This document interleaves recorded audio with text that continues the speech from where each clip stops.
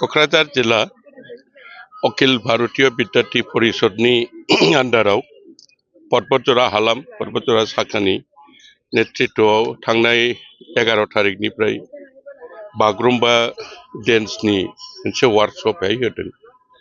खुब मोजां मोनदों। दिनैहाय 65 जन 65 जन गथ'सा उन्दै हिन्जावसा गथ'फ्रा फैनानै बागुरुम्बा मोसानायखौ सोलोंदों आरो ओरैबादि मोजां मोनदों। रायजो राजाफ्राबो ज' मदद होफादों। बास्तबाव जे बे खुब खम टाइमनि भितरावनो एसे मोजां रोखोमनि जे बिसोर सोलोंनो हादों। दिनैहाय बेवहाय गेवलां मेलावहाय बिथांमोनहा जे पारफरमेन्स जेखौ देखायदों बेखौ देखायनानै नुनानै खुब गोजोननाय मोनदों। आसलते जोंहा बयबो बागुरुम्बाखौ कमन मिन्थिगौ बागुरुम्बा मोसानाय, किन्तु बागुरुम्बा ओरैनो जानजि सोमावबानोथ' मोसानाय जाया।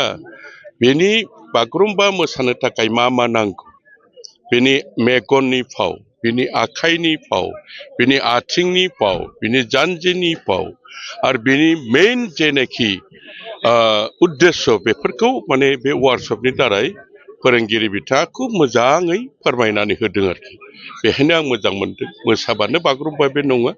दा बेवहाय बागुरुम्बानि थाखाय जेनाखि आदब खायदाखौ जे बेहाय लिखित भाबै फोरोंनानै मोसानानै जे देखायदों, बिनि थाखाय आं अखिल भारतीय विद्यार्थी परिषद पर्बतजरा हालामनि मावथि बिथांमोनखौ गोसो गोरबोनिफ्राय आङो साबायखर बावदों।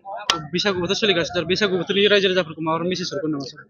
बैसागुआलाय मा, बैसागुआथ' सोलिगासिनो दं मोजाङैनो। अखा बांखायैनो एसे मोजाङैनो जालांदों। आसा खालामदों बे बोसोर गोदानाव बयनिबो रायजो राजाफोरनि साइस्थ'आ जाहाथे बयहाबो मोजां, देहाखौ मोजां लाखिनो हायो, न'खराव अनलायनाय फैयो। बोसोर गोदाननि गोदान मिजिंजों गथ' गथायफ्राबो जाहाथे शिक्षाखौ मोजाङै लायो। दा जोंहा बिटिसि सरकाराबो हायार सेकेन्डारियाव पास जानायफोरनि थाखाय आरो मेट्रिकआव पास जानायनि थाखाय गोबां रोखोमनि 3 लाख 5 लाख थाखा बान्था होनायनि बेखौ फोसावदों। बेफोरखौ जाहाथे गथ'जों लोगोसे बिमा बिफायाबो जाहाथे बेवहाय गोसो होयो, जाहाथे बे रांखौ न'खराव बयबो लाबोनो हायो गथ'नि थाखाय।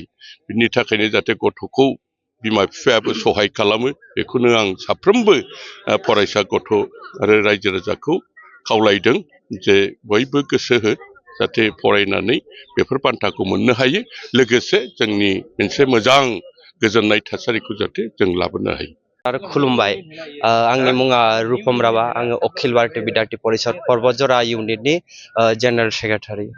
दिनैनि बे दिनाव बेयाव जों अर्गानाइज खालामनाया स्टुडेन्टसफोरनि, जोंनि बड'फोरनि कालचार्स एन्ड स्टुडेन्टसफोरखौ आगोलायलांनायनि थाखाय जोङो बे अर्गानाइजेसन खालामनाय जादों।